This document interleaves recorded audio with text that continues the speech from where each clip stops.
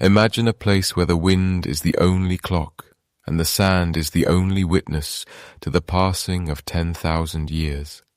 Deep in the eastern reaches of the Sahara, in a corner of the world so remote it feels as though the map has simply forgotten to fill in the details, lies the Gilf Kebir. It is a massive sandstone plateau, a fortress of rock rising from the floor of the Libyan desert, scorched by a sun that knows no mercy, and scoured by gales that carry the grit of 1 billion crushed stones. Here the silence is not merely the absence of noise. It is a physical presence, a heavy ancient weight that settles over the red dunes and the jagged black peaks. There is no water for hundreds of miles. There is no green to be found, not even a stubborn blade of grass or the skeletal remains of a desert shrub. It is a landscape of absolute desolation, a testament to what happens when the earth reaches its most hollow, most exhausted state. And yet, if you were to stand in the shadow of these cliffs and close your eyes, you might feel a strange, lingering energy, a faint vibration in the air that suggests this wasteland was not always so empty. Beneath the layers of dust and the shifting mountains of sand, the earth holds a memory of a different world. It is a memory of a time when the sky was heavy with rain, when the valleys were lush with acacia trees, and when the sound of human laughter echoed off the very rocks that now bake in the silence. We call this region Wadi Sura, the Valley of Pictures, a name that hints at the secrets etched into the stone, waiting for someone to brush away the debris of the ages and look upon the faces of the forgotten. For centuries, this place remained a ghost. The occasional nomad might have passed by, their camels treading softly over the gravel, but to the outside world, the Gilf Kebir was a blank space, a terra incognita that defied exploration. It was not until the early 20th century that the first Western explorers began to poke at the edges of this mystery, but even they could not have imagined what lay hidden in the deep recesses of the wadis.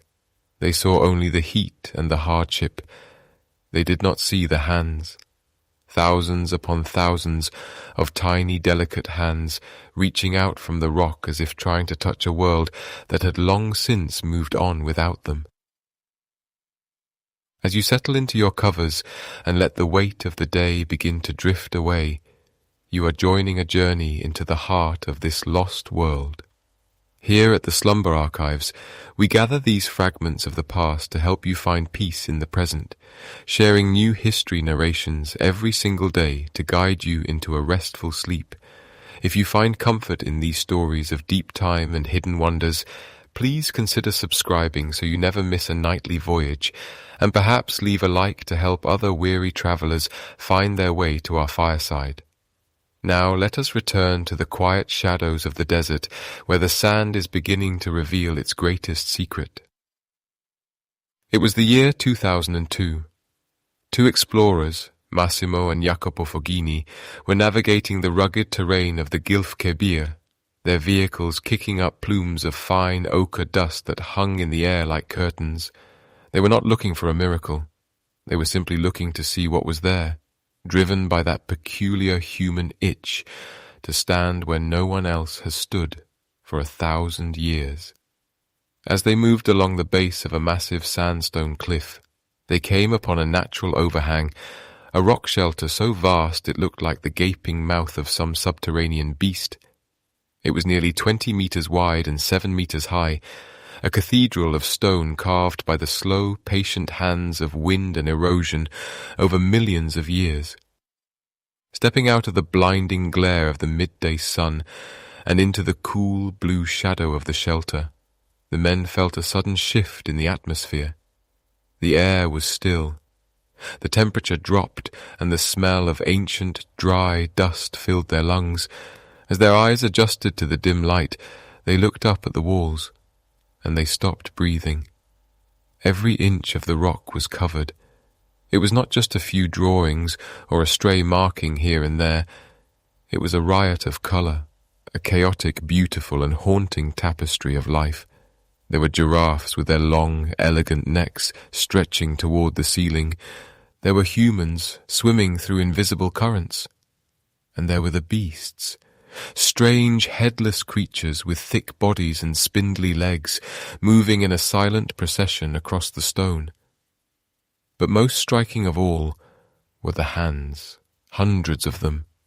They were stenciled in red and yellow ochre, created by someone placing their hand against the cold stone and blowing pigment over it, leaving behind a negative image, a ghostly silhouette. Some were the hands of adults, broad and strong. Others were the tiny, fragile prints of infants. To see them there, in a place so desolate and dead, was to feel a sudden jarring connection to a moment 12,000 years in the past. It was a bridge across the abyss of time. The Foggini brothers had stumbled upon what would become known as the Cave of Beasts, perhaps the most significant prehistoric site in all of the Sahara, and certainly its most enigmatic. To understand the magnitude of this discovery, one must try to grasp the concept of deep time. In archaeology, we often speak of stratigraphy, the way layers of earth and culture pile up on top of one another, like the pages of a book. But here, the book had been left open to a single, ancient chapter. The paintings in the Cave of Beasts date back to a period just after the Younger Dryas, a technical term for a sudden, brief return to glacial conditions that gripped the planet as the last ice age was ending. When the world finally began to warm again, the monsoon rains shifted northward, transforming the Sahara from a desert into a savanna.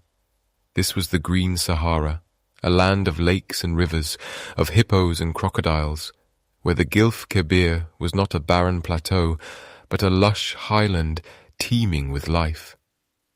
The people who came to this cave 12,000 years ago did not see a wasteland. They saw a sanctuary. They lived in a world that is almost impossible for us to visualize now, a world where the very ground beneath their feet was vibrant and wet. When we look at the radiocarbon dating, the process of measuring the decay of carbon atoms to determine the age of organic material, we see that these artists were working at the very dawn of human civilization, long before the first pyramids were even a dream in the minds of the Egyptians. They were the ancestors of the desert, the keepers of a secret that the sand would eventually swallow whole. As you imagine yourself standing in that cave, you might notice the way the light flickers against the uneven surface of the rock, making the painted animals seem to twitch and breathe. The silence of the desert outside is absolute, but inside the shelter the history is loud. You can almost hear the soft puff of the pigment being blown through a hollow reed. You can almost feel the warmth of the bodies huddled together for safety and community. This was not just art, it was an anchor. It was a way for a wandering people to say, we were here, we felt the sun, we loved our children, we feared the beasts. But as the millennia passed, the rains began to fail. The lakes shrank into salty ponds, and the ponds eventually vanished into the cracked earth. The green faded to brown, and the brown faded to the pale, lifeless yellow we see today. The people moved away, following the retreating water toward the Nile Valley, leaving their stories behind in the quiet dark of the Wadi Sura. The wind blew the sand into the mouth of the cave, piling it high until the entrance was nearly hidden, protecting the paintings from the sun and the air, keeping them in a state of suspended animation for 10,000 years. And so, the Cave of Beasts waited. It waited while empires rose and fell in the north. It waited while the Greeks and Romans sailed the Mediterranean, unaware that a lost world lay just beyond the southern horizon. It waited through the Middle Ages and the Industrial Revolution, through wars and discoveries, until two men in a four-wheel drive vehicle finally pulled up to its doorstep. The discovery in 2002 was not just a find for archaeology, it was a reminder of how little we truly know about our own story. It poses questions that mainstream science is still struggling to answer. Who were these people? What were the headless beasts they depicted with such reverence and fear? And why, among the hundreds of handprints, are there smaller prints that do not seem to be human at all? As we prepare to journey deeper into the mysteries of the Gilf Kebir, let the vastness of the desert settle over you. The sands are deep, and the time is long, but the hands on the wall are still reaching out, waiting to be understood. We are merely guests in their home, listening to the echoes of a civilization that the world forgot, but the stone remembered.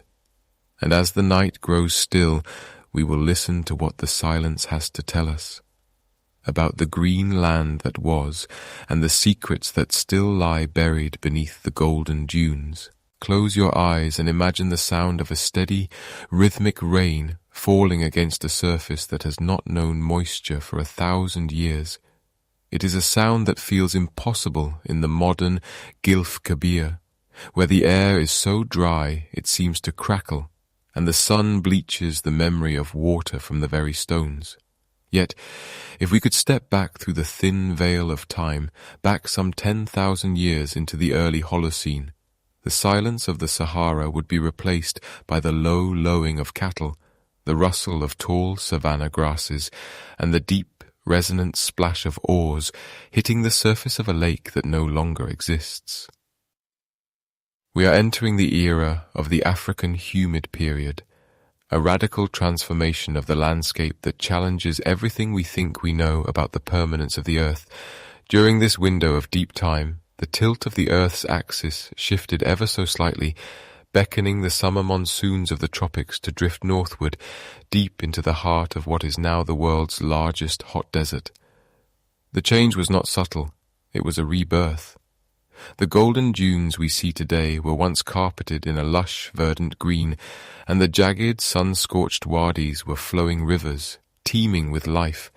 In this forgotten world, the Sahara was not a barrier, but a bridge, a vast interconnected garden where life flourished in a way that seems almost mythological to our modern eyes. Archaeologists and paleoclimatologists look at the stratigraphy, the layers of earth laid down over millennia, and they see a story written in the mud.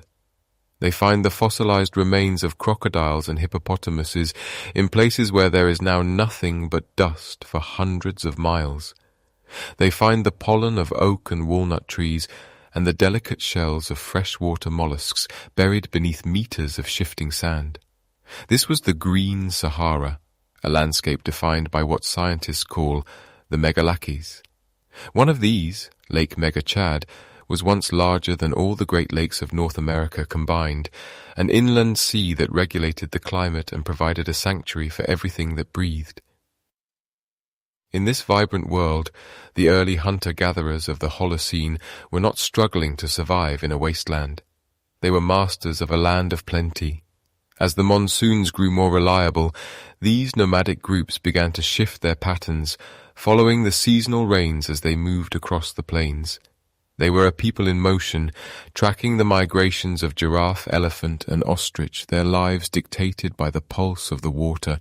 Yet even in a land of wanderers, there were places of profound significance, anchors in the shifting sea of green, where the people would return, generation after generation. The Cave of Beasts was one such anchor. Situated on the southern slopes of the Gilf Kebir plateau, it sat like a silent sentinel overlooking a landscape that was once a mosaic of acacia scrub and perennial lakes. To the people who painted its walls, this was not just a shelter from the elements, it was a central hub, a sacred theatre where the human and the divine met. We must wonder what it felt like to approach this cave 10 millennia ago, walking through high grass while the air smelled of damp earth and blooming wildflowers. The cave would have been a landmark, a known point in a vast geography, visible from a distance as a dark crescent in the side of the mountain. As these groups moved, they carried with them their tools, their stories, and their pigments. The Cave of Beasts served as a repository for their collective memory.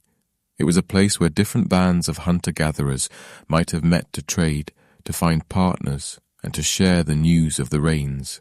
We can imagine the flickering light of small fires casting long, dancing shadows against the sandstone walls, while the elders spoke of the great dry, the younger dryas, a cold, arid period that had gripped the world centuries before, a memory of hardship that made the current abundance seem all the more precious. The evidence of these ancient monsoons is not just found in the bones of animals, but in the very chemistry of the stones. Radiocarbon dating, the process of measuring the decay of carbon atoms to pin a moment in time, tells us that the peak of this humid period occurred between 9,000 and 6,000 years ago. During this time, the Gilf Kebir was an upland refuge, a cooler, wetter highland that caught the moisture from the clouds.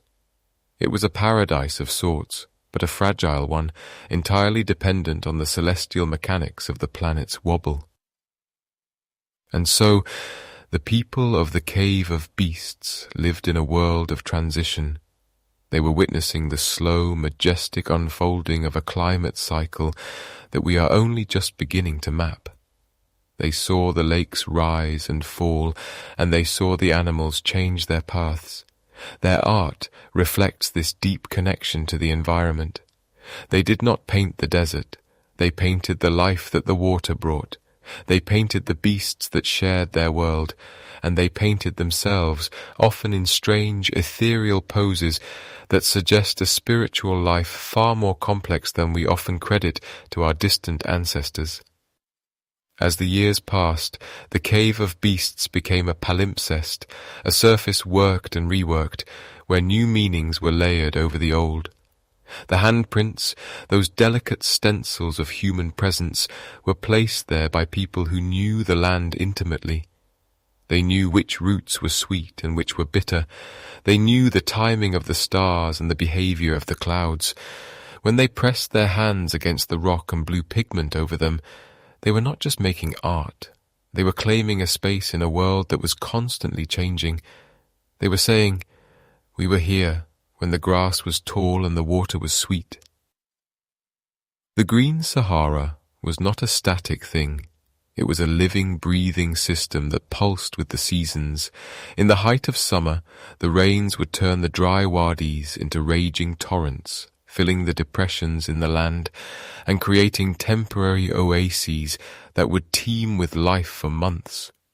The hunter-gatherers would have timed their movements to these floods, moving with a grace and a knowledge that is lost to us. They were the last witnesses to a fertile North Africa, the inhabitants of a secret world that the desert would eventually claim and hide beneath a shroud of heat. And yet, the water left its mark. Even today, deep beneath the sands of the Sahara, there lies the Nubian sandstone aquifer system, a massive reservoir of fossil water that fell as rain during the time of the Cave of Beasts. It is a silent, underground ocean, a ghost of the green Sahara that still lingers beneath the feet of those who traverse the dunes. It is a reminder that nothing is ever truly gone. It only changes form, waiting for the cycle to turn once more.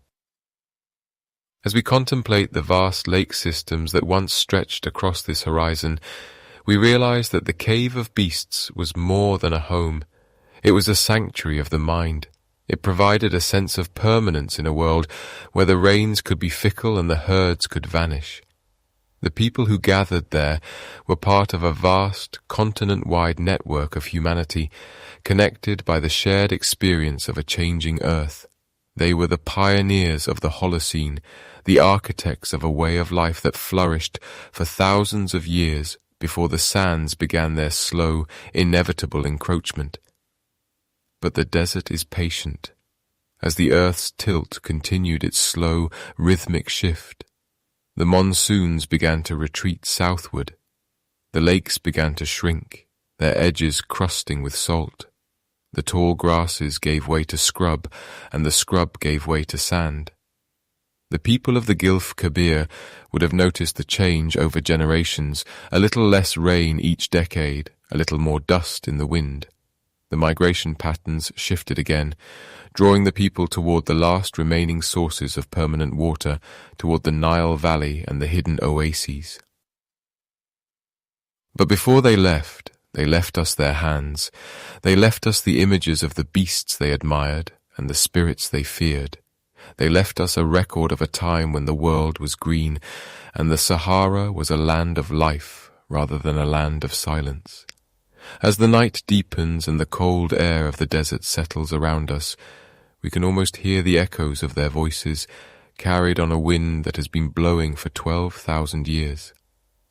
We are standing on the edge of a great mystery, looking back at a civilization that thrived in a garden that is now a grave, and as we move deeper into the cave, the shadows begin to resolve into shapes, and the secrets of the green Sahara begin to whisper from the stone. The sandstone itself feels soft to the touch, a grain so fine it seems to hold the very memory of the water that once carved it. We find ourselves standing before a massive natural shelter, a curved hollow in the earth that stretches nearly 20 meters wide and reaches 7 meters into the heart of the plateau. It is not a deep, claustrophobic tunnel, but rather a wide, welcoming stage of stone, shaped by the relentless patience of wind and ancient floods. The ceiling arches low, creating an intimate space where the echoes of the desert are hushed, replaced by a stillness that feels heavy and deliberate. As our eyes adjust to the soft, filtered light, the sheer scale of the vision begins to reveal itself. This is not merely a collection of drawings, it is a visual symphony, a dense and overlapping tapestry containing over 5,000 distinct figures. They are crowded together, shoulder to shoulder, leg over arm, in a chaotic yet harmonious display that covers every reachable inch of the rock face. It is as if the inhabitants of this lost world were terrified of leaving a single void, a single silence on the stone. The sheer density suggests that for thousands of years this was the most important place in the world, a library, a temple, and a home all at once. The colors remain startlingly vivid, defying the 10 millennia that have passed since the last artist laid down their brush.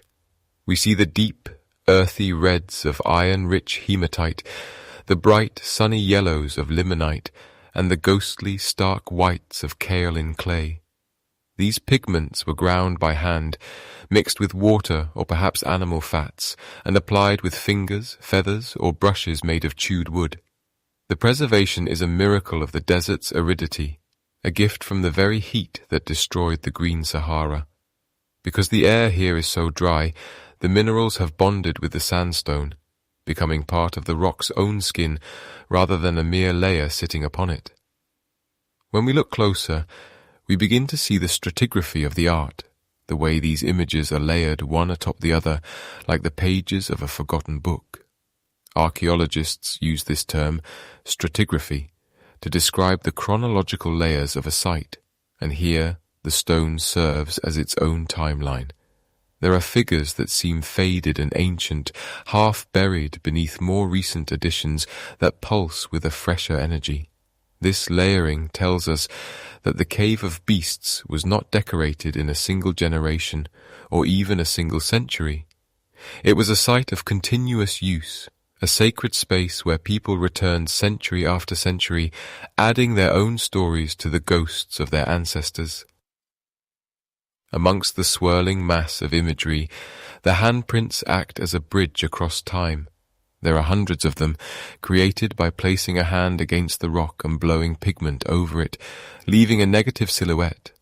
These are not just artistic choices, they are physical signatures. We see the hands of men, of women, and the tiny, delicate palms of children. In some places, the hands are clustered so tightly they look like a crowd waving from the depths of the stone. It is a profound realization to stand where another human once stood, to see the exact size of their fingers and the curve of their palm, and to know that they, too, felt the need to say, "I was here." The sandstone walls seem to breathe with the movement of these figures. There are archers with bows drawn, their bodies lean and elongated, frozen in the middle of a hunt that ended thousands of years ago. There are dancers with headdresses, their legs bent in a rhythmic crouch that suggests a music we can no longer hear. And then there are the beasts, the strange headless creatures that give the cave its name. They are dark, powerful shapes that seem to loom over the human figures, possessing a gravity that demands our attention. They are not animals we recognize from the modern world, nor do they fit easily into the fossil record of the region. They are creatures of the mind, or perhaps creatures of a reality that has long since vanished. As we trace the lines of a yellow giraffe or a red ochre gazelle, we notice how the artists utilize the natural contours of the rock. A bulge in the sandstone becomes the muscular shoulder of a bull. A narrow crack becomes the horizon line for a procession of travelers. The cave was not a blank canvas, but a partner in the creation. The people who lived here saw the spirits within the stone and simply helped them to emerge. This intimate relationship with the geology of the shelter suggests a world view where the earth itself was alive, a sentient witness to the unfolding of human history. The atmosphere within the shelter is one of profound, layered time. We are looking at a period that spans the end of the last ice age and the beginning of the great drying. In the earliest layers, we see the abundance of the green Sahara, elephants and hippos, animals that require vast amounts of water to survive. As we move through the layers of pigment, the imagery shifts, reflecting the changing world outside. The animals become those that can endure longer droughts, and the human figures seem to grow more complex, perhaps as a reflection of a society struggling to adapt to a shrinking paradise. It is easy to lose oneself in the details, to spend hours following the curve of a single line of white clay. We might wonder about the person who chose that specific shade of yellow, or why they decided to paint a tiny human figure inside the belly of a giant beast. Was it a story of rebirth, a record of a dream, or a map of the stars? The cave offers no easy answers, only more questions. The more we look, the more we realize how much has been lost. For every figure we can see, there are likely dozens more that have faded into the grain of the rock, their stories whispered away by the desert wind. The silence of the cave of beasts is not an empty silence. It is a silence filled with the weight of 5,000 voices, all speaking at once in a language of color and form. The sandstone shelter acts as a resonance chamber for the deep past, holding on to the heat of the day and the memories of the millennium. As we stand in the center of this vast, decorated gallery, we feel small, not because the cave is large, but because the time it represents is so immense. We are but a brief moment in the long life of this stone, a single breath in a story that began 12,000 years ago, and shows no sign of ending. The vibrant pigments seem to glow with an inner light as the sun moves across the entrance, casting long, slow shadows that dance over the figures. For a moment, the painted hunters seem to move, the beasts seem to stir, and the hands on the wall seem to reach out toward us. It is a reminder that history is not just a collection of dates and facts, but a living thing, etched in stone and preserved in the dust. The cave of beasts is a portal, a place where the barrier between the present and the prehistoric grows thin, allowing us to glimpse a world that was once as real, as vivid, and as beautiful as our own. As your eyes adjust to the soft, shifting shadows of the cave, you might find yourself drawn to a specific cluster of markings, tucked away like a secret within a secret. Among the hundreds of stenciled hands that adorn these walls, hands that tell a story of community and belonging, there exists a series of prints so small they seem to defy the logic of the world we know. There are 13 of them in total. They are tiny, delicate things, often nested directly inside the palms of the larger adult hands, as if being cradled by the ghosts of the past. When these prints were first documented, the initial reaction from the archaeological community was one of profound tenderness. It was assumed, almost immediately, that these were the hands of infants, perhaps even premature babies, whose tiny fingers were pressed against the cold stone by grieving or hopeful parents. There is a certain emotional weight to that theory, a sense of shared humanity that bridges the gap of 12,000 years. We imagine a mother or a father standing in this very spot, immortalizing the fleeting life of a child in the permanent pigment of the earth. It is a narrative that fits our understanding of grief and memory.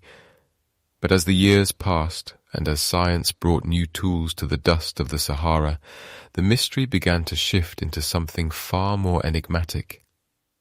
In 2006, a researcher named Emmanuel Honoré began to look closer at these tiny stencils, applying the rigorous lens of bioarchaeology to what had previously been viewed through the lens of sentiment. She travelled to hospitals, comparing the measurements of the cave prints to the hands of newborn infants, and even those born weeks before their time. What she found was startling. The proportions were simply wrong. The fingers of a human infant are fleshy, with specific ratios between the joints and the palm. But these prints, these 13 tiny anomalies, possessed fingers that were incredibly long and thin, with palms that did not match the skeletal structure of a human child. As Honoré continued her study, the anatomical discrepancies became impossible to ignore. The positions of the thumbs were shifted, the angles of the joints suggested a range of motion and a bone structure that departed from the human map. The realization began to settle over the research team like a cool mist. These were not the hands of children, they were not even human. This revelation opens a door into a much stranger room of history. If they are not human, then what are they? And why were they placed so carefully within the larger human stencils, as if the two were connected by some ancient, unspoken bond? Some researchers began to look toward the natural world that surrounded the inhabitants of the green Sahara. They looked at the animals that shared this lush, lost landscape, the monkeys, the small mammals, perhaps even the reptiles that skittered across the stones. Through careful comparison, a new theory emerged, one that suggests these prints may belong to the forepaws of a desert monitor lizard, or perhaps a small species of crocodile. Think for a moment on the strangeness of that image. 12,000 years ago, a person stood in this cave, reached out to a living creature, and used its paw to create art. They did not just paint the animal, they used the animal as the brush itself, or rather, as the subject of the stencil. The precision required to hold a small, squirming reptile against the wall, while blowing pigment over its tiny limbs, suggests a level of intimacy with the natural world that we can scarcely imagine today. It implies a relationship that transcends the simple categories of predator and prey, or even domesticator and livestock. It hints at a world where the boundary between the human spirit and the animal spirit was fluid, where a lizard's hand was seen as an extension of one's own. And so, we are left to wander through a landscape of questions. Why the monitor lizard? Why the crocodile? In many ancient cultures, these creatures were seen as guardians of the threshold, beings that could move between the water and the land, or between the sun-scorched earth and the cool darkness of the underground. By placing the reptile's print inside their own, were these ancient people seeking to claim some of that power? Were they performing a ritual of protection, or perhaps a rite of passage that we no longer have the vocabulary to describe? As you stand in the silence of the cave of beasts, the tiny prints seem to vibrate with a quiet energy.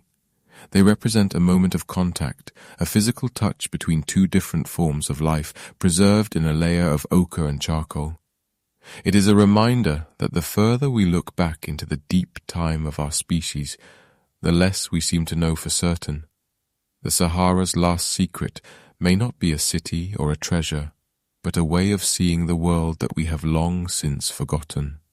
A world where the tiny, clawed hand of a lizard was worthy of the same immortality as the hand of a man. The measurements taken by Honore and her team were exhaustive. They utilized morphometrics, a specialized field that uses geometry to analyze the shapes of biological forms. They compared the prints to every possible candidate, ruling out the Barbary macaque and other primates because the thumb was too low, the fingers too slender. The data led them, slowly but surely, away from the mammalian tree altogether. When the results were published, they sent a ripple through the world of archaeology. It was a humbling moment for science, a reminder that our first instincts are often colored by our own modern biases. We wanted to see ourselves in those prints. We wanted to see a mother's love. Instead, we found something far more alien and perhaps far more profound. We are forced to confront the limits of our own empathy. We can easily understand the desire to memorialize a child, but it is much harder to grasp the motivation behind stenciling a monitor lizard. It requires us to step outside of our own skin and imagine a reality where the desert was not a wasteland, but a crowded spiritual theater. In this theater, every movement of a tail in the sand and every flicker of a cold-blooded eye held a meaning that was vital to survival. The tiny handprints are a bridge to that mindset, a bridge that spans the vast, empty reaches of the Younger Dryas, that period of erratic climate shifts that eventually turned this garden into a sea of dunes. As the wind moans outside the cave entrance, carrying the fine grit of the Gilf Kebir, you might realize that these stencils are a form of communication that doesn't require words. They speak of a time when humanity was not the master of the earth, but a participant in its mysteries. The prints are small, yes, but the shadow they cast across our understanding of history is immense. They remind us that there are still things under the sun and deep within the earth that remain beyond our grasp, waiting in the stillness for someone to look closely enough to see the truth. The texture of the rock beneath these tiny stencils is not just stone, but a canvas of ancient biology, a place where the distinction between the human form and the wild kingdom begins to blur into a singular, haunting image. For years, the assumption remained that these miniature hands belonged to infants, perhaps a tragic testament to the fragility of life in the early Holocene. But as researchers leaned closer, tracing the elongated digits and the specific curvature of the palms, a different reality began to emerge from the pigment. These were not the hands of human children at all. When compared to the skeletal structures of the creatures that still skitter across the dunes today, the truth revealed itself to be far more strange. The proportions, the angle of the joints, and the delicate tapering of the tips matched almost perfectly with the forelimbs of the Varanus griseus, the desert monitor lizard. In the stillness of the cave, one can almost imagine the artist reaching out to capture a living creature, perhaps one of these powerful sun-drenched reptiles, and pressing its limb against the cool surface of the rock. The process of using a lizard's foot as a stencil suggests a level of intimacy with the reptilian world that feels alien to our modern sensibilities. It was not a casual act. To hold a monitor lizard still enough to spray pigment around its limb requires a profound understanding of the animal's nature, a stillness of hand, and a specific intent that transcends simple decoration. The monitor lizard is a creature of endurance, a survivor that navigates the shifting sands with a prehistoric grace, and in the eyes of the ancient Saharans, it may have been seen as a bridge between the world of the living and the parched, eternal silence of the deep desert. As we look at these reptilian prints interspersed among the larger human hands, we are forced to consider the significance of the lizard and the crocodile in the lost mythology of the Green Sahara. In many ancient African traditions, these cold-blooded inhabitants of the water and the sand were revered as guardians of the threshold, creatures that could exist in two worlds at once. The crocodile, lurking in the permanent lakes that once dotted this landscape, was a symbol of both creation and destruction, a silent power that commanded the life-giving waters. By placing the print of a lizard where one would expect to see the hand of a child, the ancient artists of the Cave of Beasts were perhaps performing a rite of transformation, a way of weaving the essence of the beast into the lineage of the tribe. The choice to use animal feet as stencils rather than human ones reveals a relationship between man and beast that was not defined by dominance, but by a deep spiritual mimicry. In the modern world, we often view ourselves as separate from the animal kingdom, looking down upon the wild from behind glass or through the sights of a lens. But 12,000 years ago, in the shadow of the Gilf Kebir, the line was much thinner. To wear the skin of an animal, to mimic its cry, or to use its very body to mark the stone, was to participate in its power. The desert monitor, with its flickering tongue and its ability to withstand the harshest heat, represented a form of mastery over a changing environment that the humans likely envied. As the lakes began their long, slow retreat and the green plains started to yellow at the edges, the resilience of the reptile may have seemed like a quality worth capturing, worth immortalizing in the red ochre of the cave walls. This act of stenciling, of blowing pigment over a physical object to leave a negative space, is a way of capturing a ghost. It is an imprint of something that was once there but has since moved on. By choosing the monitor lizard, these people were leaving behind a record of a partnership that we are only just beginning to comprehend. Was it a form of sympathetic magic, an attempt to gain the lizard's speed or its keen senses? Or was it something more profound? A recognition that the human and the animal were made of the same stardust and soil, bound together in a struggle for survival against the encroaching sands. The presence of these prints suggests that the cave was not just a dwelling, but a sanctuary where the boundaries of the self could be shed and the spirit of the wild could be invited in. Meanwhile, the technicality of the act itself invites a quiet contemplation. Imagine the scene, the flickering light of a torch made of animal fat, the smell of damp earth and iron oxide, and the rhythmic sound of breath as the artist sprays the fine mist of pigment through a hollow reed. The lizard must be calm, its cold skin pressing against the stone, its heartbeat slow and steady. There is a patience in this process that speaks to a different pace of life, a time when the observation of a single creature could occupy a whole afternoon, a whole lifetime. The artist is not merely painting a lizard, they are documenting a moment of contact, a literal touch between two different forms of consciousness that shared this corner of the earth before the memory of it was buried by time. As the centuries passed and the climate of the Sahara shifted from a lush savanna to the world's largest hot desert, these images remained protected in the deep recesses of the rock, shielded from the scouring winds and the bleaching sun. They serve as a silent testimony to a world that no longer exists, a world where crocodiles swam in the highlands and monitor lizards were held in the hands of men as sacred tools of expression. The revelation that these tiny prints are reptilian does not make the cave less human. Rather, it makes the story of our ancestors much more complex and mysterious.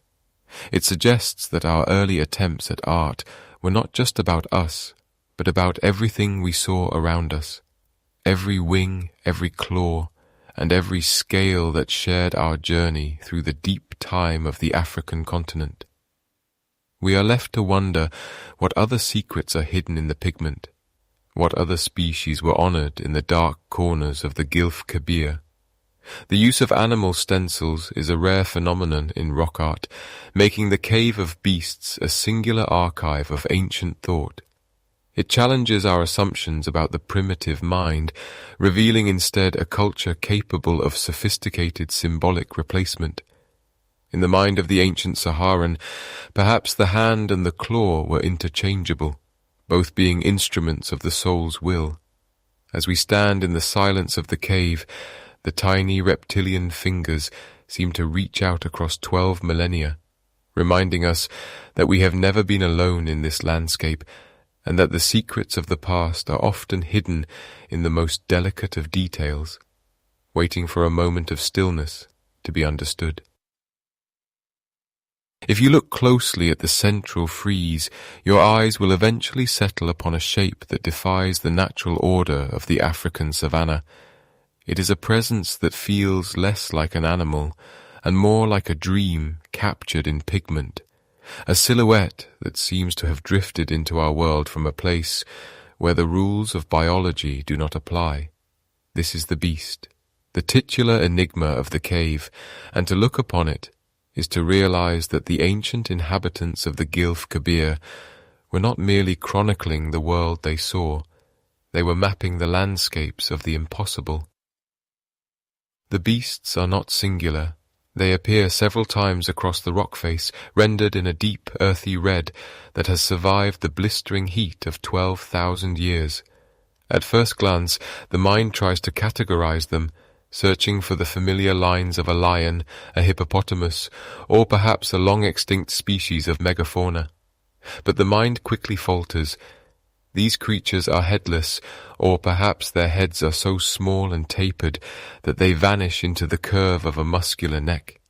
Their bodies are elongated and heavy, supported by an impossible number of legs, some appearing to have 6 or even 8 limbs that terminate in strange splayed feet. From their hindquarters extends a tail of extraordinary length, thin and whip-like, trailing behind them as if cutting through water rather than air.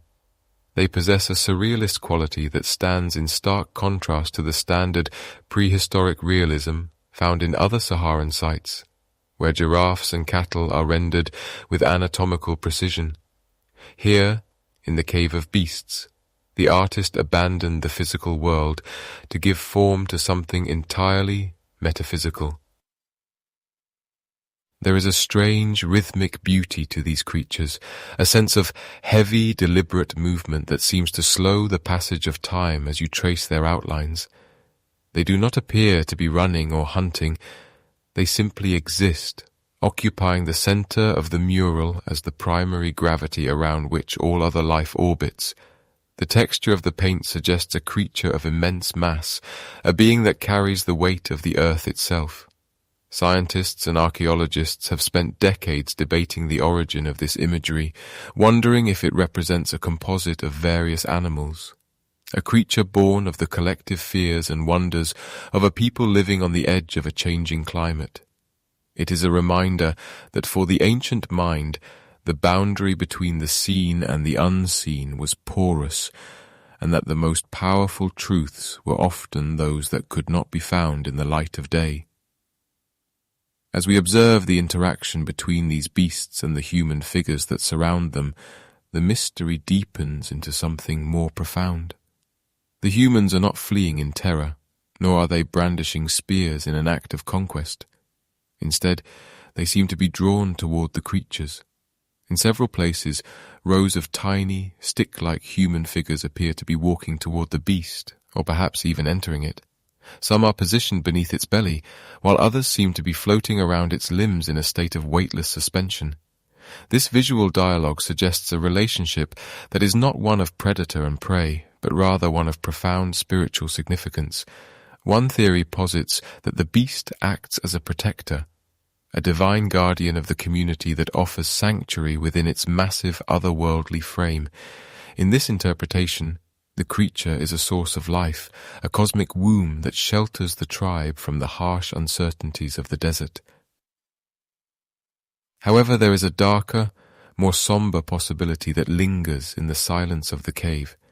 Some researchers suggest that the beast is not a protector, but a consumer of the dead. In many ancient mythologies, there exists a creature that stands at the threshold of the afterlife, a being that swallows the souls of the departed to facilitate their journey into the next realm. The way the human figures seem to merge with the body of the beast could represent a funerary rite, a symbolic depiction of the transition from the world of the living to the silence of the ancestors. The headless nature of the creature only adds to this sense of the macabre. It is a force of nature, unthinking and unstoppable, driven by a logic that is beyond human comprehension. It is a consumer of time and spirit, a vessel that carries the essence of the tribe across the vast, empty stretches of eternity. The surrealism of the beast challenges our modern understanding of the primitive mind. We often assume that ancient peoples were limited to depicting only what they could touch and see, yet here, 12 millennia ago, we find evidence of a sophisticated symbolic replacement. The artist was not interested in the surface of reality, but in the currents that flow beneath it. By removing the head of the creature, they stripped it of its individuality, turning it into a pure symbol of power or transition. The multiple legs suggest a creature that exists in several moments at once, a flicker of movement captured in a single static image. It is a precursor to the complex deities of later civilizations, a shadow of the gods that would eventually rise from the sands of Egypt, thousands of years after these painters had vanished into the dust. Standing before the beast, one feels a sense of deep-seated vertigo. The scale of the creature compared to the tiny humans creates a feeling of cosmic insignificance, a reminder that we are small players in a much larger, much older story. The Gilf Kebir was not always a wasteland. When these paintings were made, it was a land of lakes and tall grasses, a place where life teemed in every valley. And yet, even in that time of plenty, the people felt the need to paint this headless, multi-legged entity. They felt the need to acknowledge something that did not belong to the grass or the water. As the wind whistles through the jagged rocks outside, the beast remains fixed on the wall, a silent witness to the end of the green Sahara and the birth of the great desert. It is a bridge between worlds, a creature that has seen the lakes dry up and the forests turn to sand, and still it waits, its long tail trailing into the darkness of a history we are only beginning to remember. The interaction between the humans and the beast is perhaps the most haunting aspect of the entire site. There is a sense of intimacy in the way the figures reach out toward the creature's skin, a tactile connection that bridges the gap between the mundane and the divine. Some figures appear to be upside down, as if tumbling through a void, while others stand in neat, orderly lines, perhaps performing a dance or a procession that has long since lost its music. The composition is not chaotic, it is a carefully choreographed scene of ritual and transformation. It suggests that for the people of the Cave of Beasts, the world was a place of constant flux, where the human form was not fixed, and where one could become part of something much larger, much stranger, and much more enduring than a single lifetime. And so, we are left to wonder about the mind that first conceived of such a being. Was it a shaman, emerging from a trance with the image of the beast burned into their retinas? Or was it a collective vision, a story told over campfires for generations until it finally demanded to be etched into the stone? The beast is a testament to the power of the human imagination to transcend its environment, to create monsters and guardians that reflect our deepest hopes and most profound fears. As the light in the cave shifts, the shadows seem to give the creature a flickering life, as if it might at any moment step off the wall and vanish into the shimmering heat of the desert. But for now, it remains, a headless, many-legged secret, guarding the entrance to a past that remains just out of reach, waiting for us to find the right questions to ask of its silent red form. Imagine the sound of a hollow bone flute echoing against the sandstone, a thin, haunting melody that drifts through the tall grasses where today there is only sand and silence. Beyond the monstrous forms and the spectral handprints, the walls of the Cave of Beasts begin to reveal a more intimate layer of the human experience, a gallery of the everyday that feels startlingly familiar despite the 12,000 years that stand between us. As we look closer at the smaller, finer strokes of ochre, The grand mythology of the site gives way to the rhythm of the Neolithic morning. We see figures standing in quiet groups, leaning toward one another as if sharing a secret or a plan for the day's hunt. There is a profound stillness in these depictions of domestic life, a sense that for these people, the Sahara was not a wasteland to be endured, but a lush, generous home that provided everything they needed to thrive. The paintings show us scenes of communal gathering that seem to pulse with a slow, rhythmic energy. In one section, a line of figures appears to be engaged in a dance, their limbs elongated and graceful, capturing a moment of collective joy or perhaps a sacred ritual intended to ensure the rains would continue to fall. They move together in a way that suggests a deep social cohesion, a tribe bound not just by survival, but by shared culture and the warmth of the fire. We see women gathered near what might be dwellings, their postures suggesting the grinding of grain or the preparation of skins, while children play in the periphery of the scene. It is a reminder that even in the deep reaches of prehistory, the fundamental structures of human connection were already firmly in place, providing a sense of belonging in a world that was both beautiful and unpredictable. Among these domestic tableaux, we find the tools that allowed this civilization to master their green world. The artists were careful to include the slender curves of bows and the straight lines of arrows, held by hunters who stand with a quiet, practiced confidence. These were the high technologies of the younger Dryas. The period of cooling and shifting climates that marked the end of the last ice age. The bow was more than a weapon. It was a symbol of the human ability to project force at a distance, to bridge the gap between the hunter and the hunted with precision and grace. We see these hunters moving through groves of trees that no longer exist, tracking game that has long since migrated or vanished from the African continent. The detail is so fine that we can almost feel the tension in the bowstring and the focused silence of the stalker waiting for the perfect moment to release. As we trace the arrangement of these figures, we begin to notice subtle hints of a shifting social landscape. Not all figures are rendered with the same prominence or adornment. Some stand taller, draped in what appear to be ceremonial garments or carrying objects that suggest a specialized role within the community. These may be the earliest glimpses of social hierarchy, the emergence of leaders, healers, or perhaps the very artists who painted these walls. In the Neolithic Sahara, the transition from simple nomadic bands to more complex societies was already underway. There is a sense of order here, a realization that as the population grew in these fertile highlands, roles became more defined. The shaman, the master hunter, the gatherer of herbs, each had their place in the delicate machinery of the tribe, ensuring that the group could navigate the complexities of a changing environment. The cave itself seems to have functioned as a vast stone library, a place where the collective memory of the people was etched into the very bones of the earth. We can imagine a storyteller standing in the center of the chamber, the firelight casting long, dancing shadows that interact with the paintings on the walls. As they spoke, the painted beasts might have seemed to move, and the handprints of the ancestors would have looked like they were reaching out from the stone to bless the living. This was a site of oral tradition, where the history of the tribe, the laws of the land, and the myths of the cosmos were passed down from one generation to the next.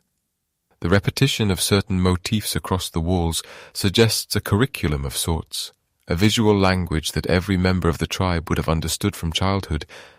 There is a certain weight to the air inside the cave, a feeling that we are intruding upon a conversation that has been whispered for thousands of years. The scenes of daily life are not merely decorative, they are a testament to the resilience of the human spirit. They tell us that even in the face of the vast, indifferent stretches of deep time, we have always sought to document our existence, to say that we were here, that we loved, that we danced, and that we labored together under a sun that was once kind to the desert. The stratigraphy, the layering of soil and time, tells a story of a world that was gradually drying out, But these paintings capture the zenith of the green Sahara, a golden age before the dust took hold. In the quiet corners of the Cave of Beasts, away from the terrifying headless creatures, we find small, solitary figures that seem lost in thought. Perhaps they represent the individual, the quiet moment of reflection after the communal dance has ended. These figures remind us that the Neolithic people were not so different from ourselves. They faced the same mysteries of life and death, the same wonder at the stars, and the same need for the comfort of a shared hearth. As the years passed and the monsoons began to fail, the life depicted on these walls would have become more precious, a memory of a time when the wadis ran deep with water and the plains were thick with life. The tools and weapons shown are not just instruments of utility, but artifacts of a sophisticated understanding of the natural world. The way a bow is held, the specific shape of a quiver, the way a group of men stands in a defensive circle, these details provide a window into a lost tactical and social intelligence. We see evidence of trade, perhaps, in the ornaments they wear, suggesting that these people were part of a vast network that stretched across the African interior, exchanging ideas and materials long before the first pyramids were ever conceived. The Sahara was not a barrier then. It was a highway, a vibrant corridor of human movement and cultural exchange. As we linger on these scenes of gathering, it becomes clear that the cave was a sanctuary of stability in a world that was beginning to shift beneath their feet. The climate was a slow-moving giant, and though they may not have noticed the change from one decade to the next, the paintings serve as a fixed point in a turning world. They represent a desire for permanence, an attempt to freeze the beauty of their daily lives in a medium that would outlast their own fragile bodies. The red ochre, bound with fat or plant juices, has survived the blistering heat and the scouring winds, preserving the grace of a dancer's leap and the sharp line of a hunter's arrow for 12 millennia. And so, we are left to wonder about the stories that were never painted, the words spoken in the dark that the stone could not catch.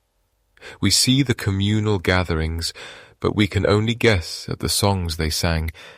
We see the social hierarchies, but we cannot know the names of the kings or queens who once commanded this fertile realm. The Cave of Beasts offers us a fragmented mirror, reflecting a life that was rich, complex, and deeply connected to the rhythms of the earth.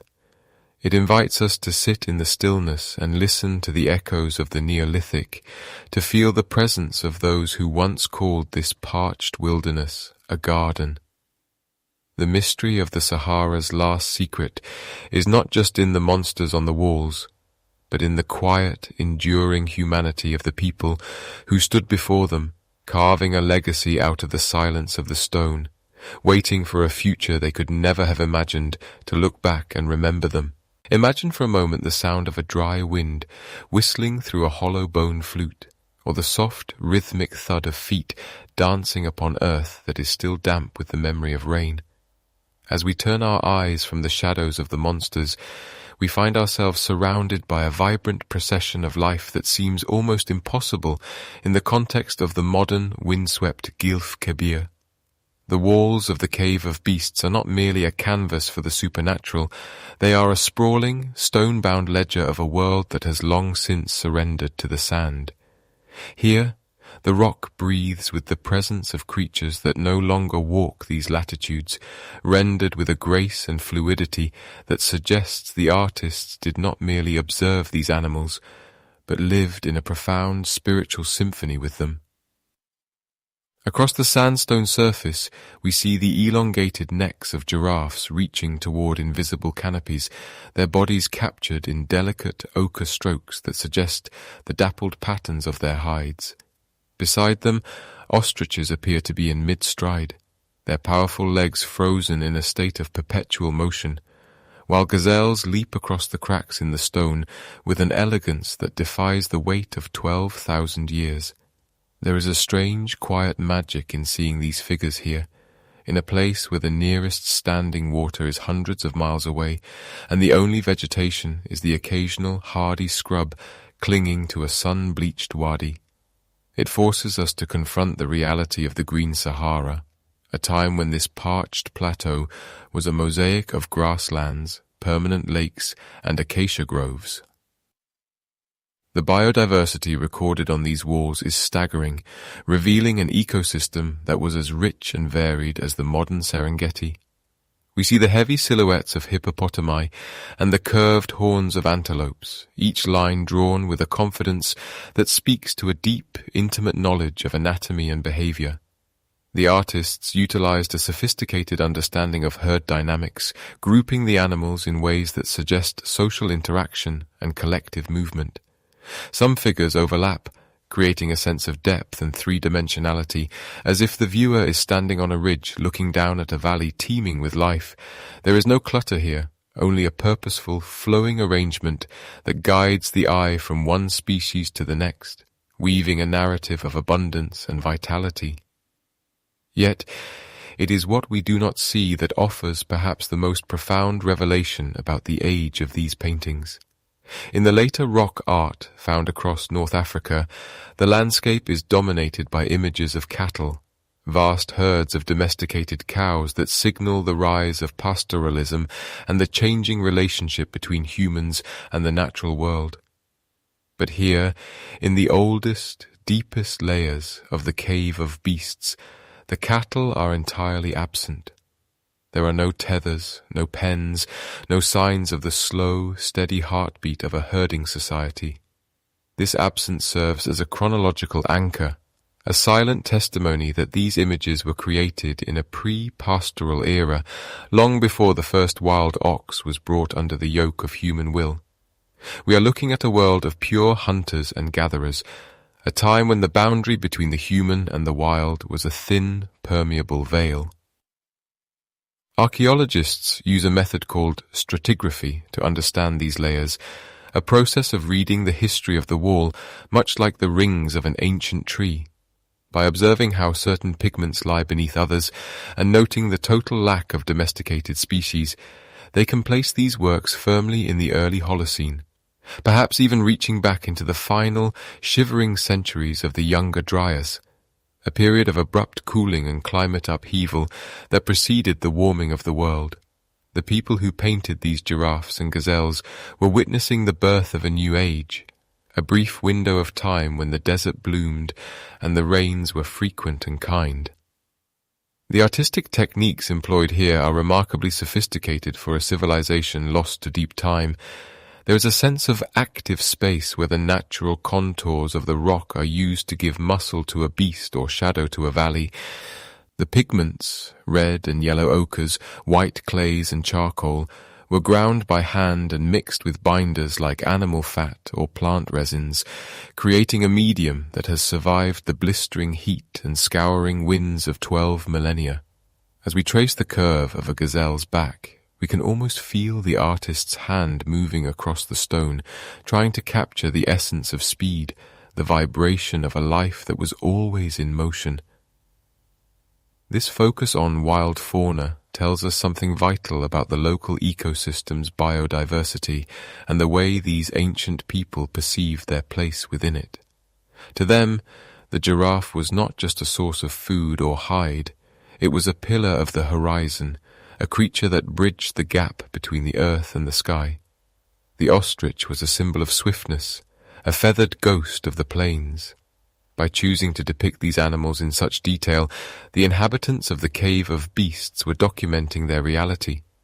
But they were also perhaps performing a kind of sympathetic magic, honoring the spirits of the creatures that sustained them, and ensuring that the migrations would continue, season after season. As the years passed and the climate began its slow, inexorable shift toward aridity, these paintings remained as a silent witness to what was lost. The giraffes retreated southward toward the shrinking forests. The hippopotami vanished as the lakes turned to salt flats and eventually to dust. The gazelles, the last to leave, followed the fading scent of water until the plateau was left to the wind and the sun. And yet, the images stayed. They are the ghosts of a vanished world, trapped in the mineral skin of the cave, waiting for someone to find them and remember that the Sahara was once a garden of life. We are left to wonder about the minds of those who stood here, surrounded by the cacophony of a thriving wilderness. Did they sense the coming of the drought? Did they notice the rains becoming shorter, the grass turning yellow earlier each year? Perhaps these paintings were a way of holding on to a world they felt slipping away, a desperate and beautiful attempt to anchor the beauty of the present against the encroaching silence of the future.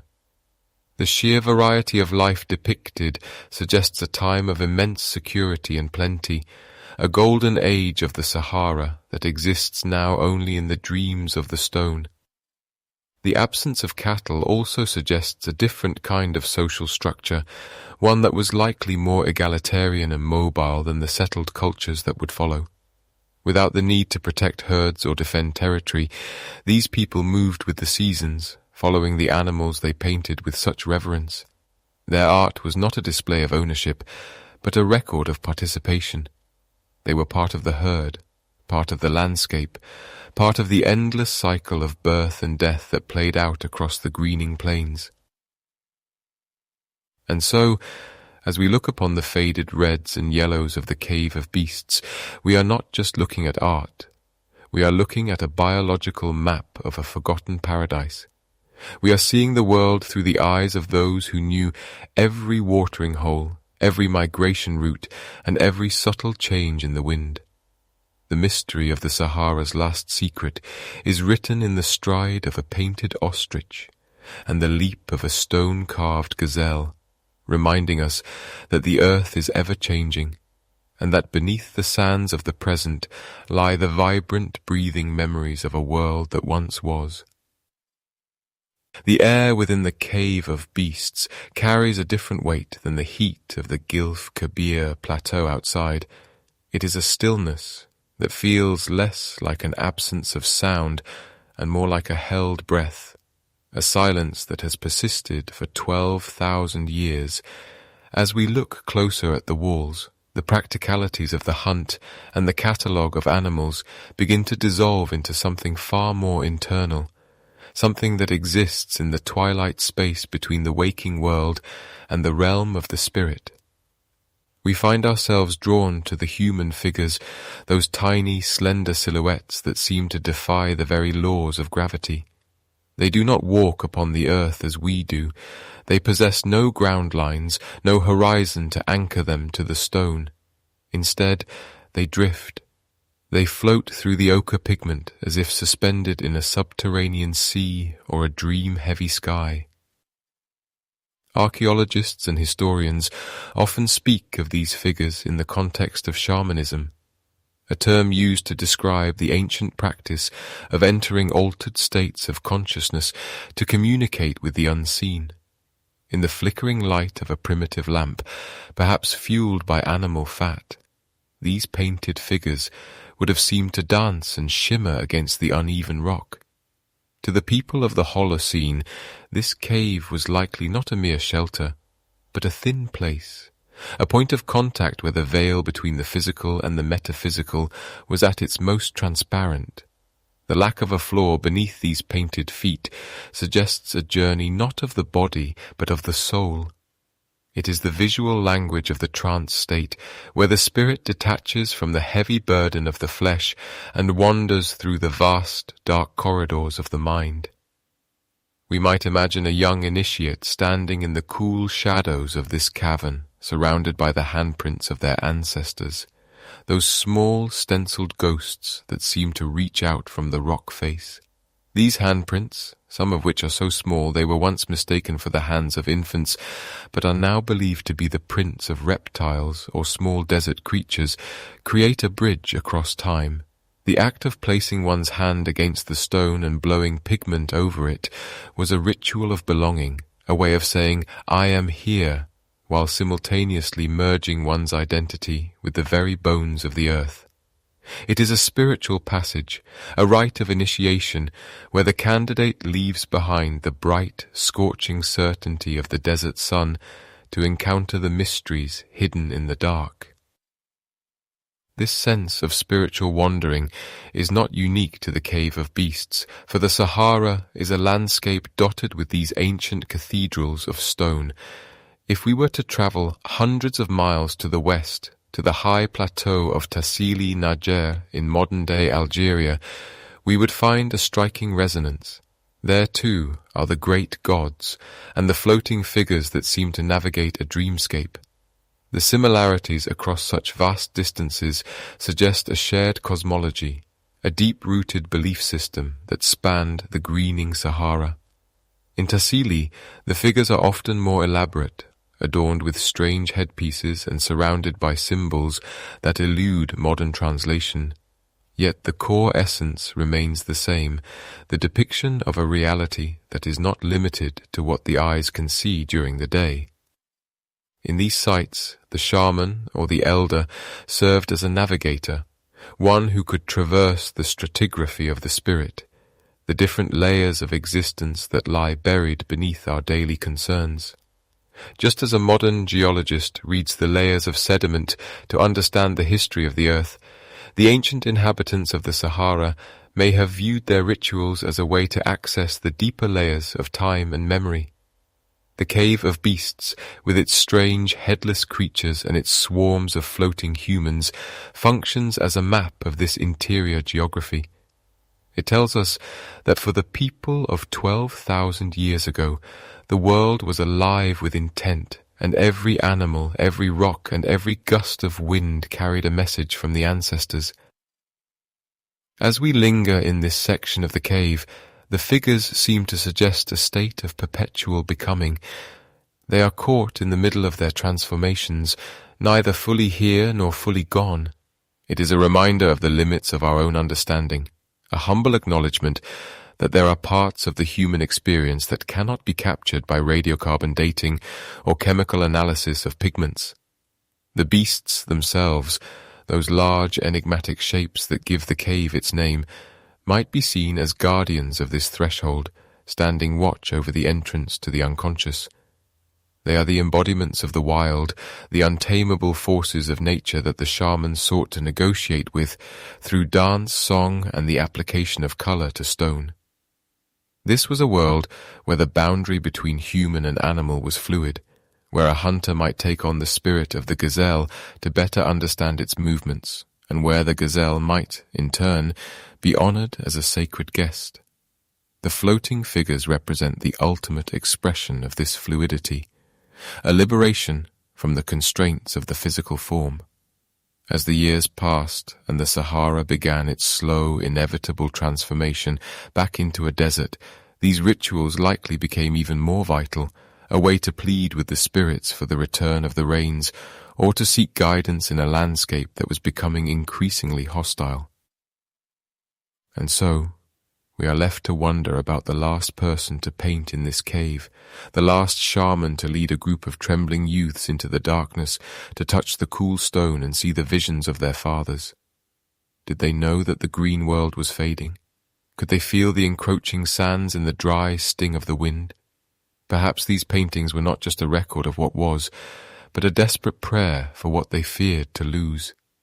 The mystery of the Sahara's last secret is not just found in the bones of the earth, but in these echoes of a spiritual life so profound that it still resonates within us today, a quiet vibration felt in the marrow of our bones as we stand before the floating shadows of the past. Imagine, for a moment, the sensation of a cold stone palette held in a steady hand, the rough texture of the Gilf Kebir sandstone beneath the fingertips of an artist who lived 12 millennia ago. To understand the endurance of these images, we must look closely at the very substance of their creation, the chemistry of a world that refused to be forgotten. The pigments used in the Cave of Beasts were not mere stains, but a sophisticated blend of the earth's own marrow. These ancient painters sought out iron-rich minerals, hematite for the deep, blood-like reds, and goethite or limonite for the warm, sun-drenched yellows. They ground these stones into a fine flour, a dust of ages, mixing them with binders that remain a subject of quiet debate among modern chemists. Perhaps they used the fatty marrow of the very animals they depicted, or the clear whites of bird eggs, or even the sticky sap of acacia trees that once dotted this verdant landscape. This mixture created a resilient slurry, a prehistoric tempera that allowed the pigment to bite deep into the porous rock, bonding with the stone on a molecular level. The application was a tactile, intimate process. Some of the larger beasts were likely painted with brushes made from chewed twigs or animal hair, but the most haunting elements, the tiny, ethereal handprints, required a different technique entirely. The artist would place their hand, or perhaps the hand of a child, firmly against the wall. Then, taking a mouthful of liquid pigment, they would spray it through a hollow reed or bone, a technique known as spit painting. As the fine mist settled around the fingers, it left behind a negative silhouette, a ghost of a gesture frozen in time. When the hand was pulled away, it left a void in the shape of a human presence, a signature written in the absence of light. It is a strange thought to consider that the breath of a person who lived 10,000 years before the pyramids is what ultimately carried the color to the wall. As the millennia turned and the great green Sahara began its slow, inevitable transformation into a kingdom of dust, a remarkable coincidence of geology and climate stepped in to safeguard these works. The extreme aridity of the Libyan desert acted as a natural preservative, a dry shroud that warded off the usual agents of decay. In more humid climates, moisture seeps through the rock, feeding the growth of fungi and lichens that slowly eat away at the pigment, or causing salt crystals to bloom and flake the surface into nothingness. But here, in the deep interior of the desert, the air became so parched that time itself seemed to lose its teeth. The lack of humidity meant there was no water to carry the minerals away, and the cave's deep recess protected the art from the abrasive scouring of the sandstorms that howl across the plateau. The paintings were essentially vacuum-sealed by the heat, preserved in a state of suspended animation while the world outside withered and died. Yet the very stillness that preserved the cave for 12,000 years is now being disturbed by the sudden intrusion of the modern world. The secrets of the Cave of Beasts remained hidden from the wider public until the early 21st century, but since its discovery, the site has faced a new and delicate set of challenges. The influx of tourism, though born of a genuine desire to witness the sublime, brings with it the unintended consequences of human presence. Each visitor carries moisture in their breath and oils on their skin. A single touch, motivated by a need to connect with the past, can transfer acids that begin the slow work of degradation. Even the carbon dioxide exhaled by a small group of people can subtly alter the microclimate of the cave, shifting the balance that has remained static since the end of the last ice age. Beyond the human touch, the natural forces of erosion continue their patient work. The sandstone of the Gilf Kebir is soft, prone to exfoliation where the outer layer of the rock simply tires of holding on and falls away, taking the ancient stories with it. There is a quiet, creeping tragedy in the realization that these images, having survived the death of a civilization and the drying of a continent, are now at their most vulnerable. It is a race against the clock, a struggle to document and understand the site before the elements or the footsteps of the curious claim what remains. In response to these threats, international teams of archaeologists and conservators have turned to the digital realm to create a permanent record of the cave's interior. Using advanced techniques like photogrammetry and three-dimensional laser scanning, they are mapping every crack, every pigment grain, and every contour of the rock face with sub-millimeter precision. These digital twins allow researchers to study the site from thousands of miles away, minimizing the need for physical contact while providing a level of detail that the naked eye could never perceive. Through these virtual models, we can peel back the layers of time, using multispectral imaging to reveal faint sketches and older layers of paint that have been hidden beneath the surface for thousands of years. It is a strange marriage of the primordial and the futuristic, using light and silicon to capture the echoes of ochre and bone. As we look at these digital reconstructions, we are reminded of the fragility of our own record. The efforts to save the Cave of Beasts are not just about archaeology. They are about honoring a debt to those who came before us. The people of the Neolithic did not have the means to digitize their world, yet they found a way to speak across the abyss of 12,000 years, using nothing but the earth beneath their feet and the breath in their lungs. They left us a map of their souls, etched into the very bones of the desert. And so, we continue to watch over these fading pigments, standing as silent guardians at the edge of the sand, hoping to catch the last whispers of a story that began when the Sahara was green and the world was young. As the desert sun sets over the plateau, casting long purple shadows across the wadis, the Cave of Beasts remains a sanctuary of stillness, a place where the chemistry of the past and the technology of the present meet in a quiet, enduring embrace. Imagine the sound of a single dry leaf skittering across a floor of stone, the only percussion in a land that is slowly falling silent. This is the sound of the great drying, a transformation so vast and so slow that no single generation could truly perceive the tragedy of it, yet every life was reshaped by its steady, invisible hand. For thousands of years, the Gilf Kebir had been a garden of the gods, a high plateau where the monsoons from the south collided with the cool air of the north, spilling life-giving rain across the wadis and filling the deep basins with clear, sweet water. But around 5,000 years ago, the rhythm of the world began to falter. The great atmospheric engine that drove the rains started to shift its gears, and the monsoon belt, that invisible ribbon of moisture, began its long, agonizing retreat toward the equator.